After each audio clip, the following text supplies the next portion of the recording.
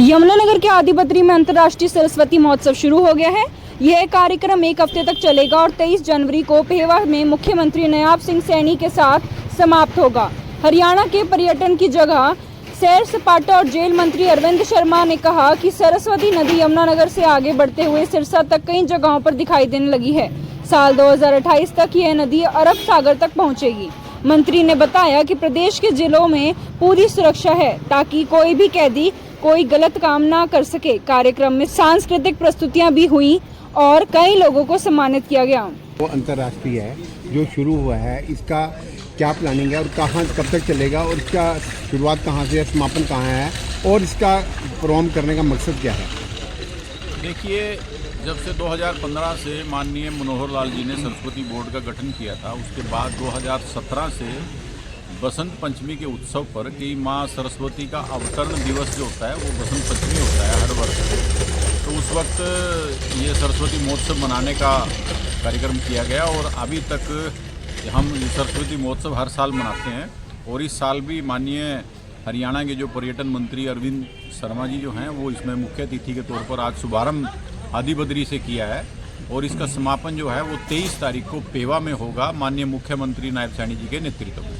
तो ये पूरा जो महोत्सव हमारा है माँ सरस्वती का एक तरह से उद्गम स्थल से स्टार्ट होकर पूरे प्रदेश में जितने भी हमारे जिले लगते हैं, जितनी आर्कियोलॉजिकल साइट्स हैं, जितने हमारे मंदिर हैं, मठ है, रास्ते में घाट हैं, सबके ऊपर हमारे जो कुछ ना कुछ कार्यक्रम जो हैं वो चल रहे हैं। विपक्ष बोलता है, देखिए, देखने का भाव ही हो सकता है क्योंकि एक व्यक्ति एक गिलास में आधा भरा हुआ पानी देखता है, आधा खाली देखता है, वो विषय अलग है। लेकिन सरस्वती बोर्ड ने जो अपने कार्यकाल में जो काम किया गया है वो अभूतपूर्व है। जो नदी 5 से 6 हज़ार साल पहले जिसको लोग मानते थे कि विलुप्त हो गई है, आज वो नदी लगभग सीजन में, बरसात के सीजन में 3 से 4 महीने पानी बहता है। कभी 10 किलोमीटर भी पानी नहीं था, आज सरस्वती नदी में 400 किलोमीटर में सीजन में पानी बहता है। तो सारी बरसाती नदियाँ, यमुना भी बरसाती है, सरस्वती भी बरसाती नदी होगी, गग्गर भी, मारकंडा भी, टांगरी भी, सोम भी, सारी बरसाती नदियाँ हैं। बरसात में पानी आता जब चलता है। लेकिन हरियाणा सरकार का ये जो प्रोजेक्ट है ये सरस्वती नदी को 12मासी करने का है, उसके ऊपर हम लगे हुए हैं। और 2028 तक का हमारे को जो टारगेट इरिगेशन डिपार्टमेंट हरियाणा ने दे रखा है, मुझे लगता है हम वो अचीव करेंगे। मुख्य योजना हमारी है कि हम सोम नदी के ऊपर एक डैम और एक बैराज बनाकर यहाँ पर हम सरस्वती में पानी डाइवर्ट करेंगे। उसके ऊपर हमारा काम तीव्रता से चल रहा है। CWC सेंट्रल वाटर कमीशन से जो डिजाइन आना था दोनों का, वो डिजाइन आ चुका है।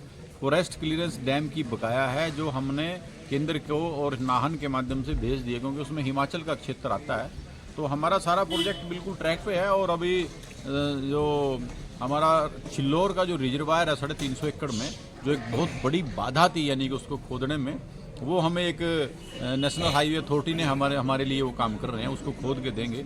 तो मुझे लगता है कि हमारा जो प्रोजेक्ट है बिल्कुल ट्रैक पे है और बिल्कुल सही समय पे है। देखिए, नदियों को चलाने में, नदियों को ठीक करने में समय तो लगता है, एकदम से कुछ नहीं होता।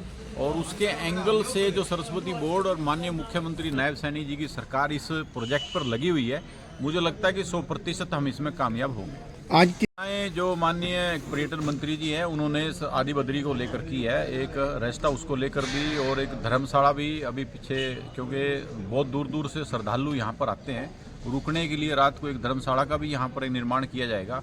ऊपर के जो अभी श्राइन बोर्ड ने जो हॉल एक बनाया है, लंगर हॉल बनाया है, 2-3 कमरे बनाए हैं, उनको भी एक्सपेंड किया जा रहा है। और एक रोप वे जो माननीय मनोहर लाल जी ने और माननीय मुख्यमंत्री नायब सैनी जी ने जो घोषणा कर रखी है, आज मंत्री जी ने घोषणा की है कि हम उसको एक्सपेडाइट करेंगे ताकि वो जल्द ही, और बाहर का जो दूसरा दूर तक का जो टूरिस्ट है वो स्थान पर आए।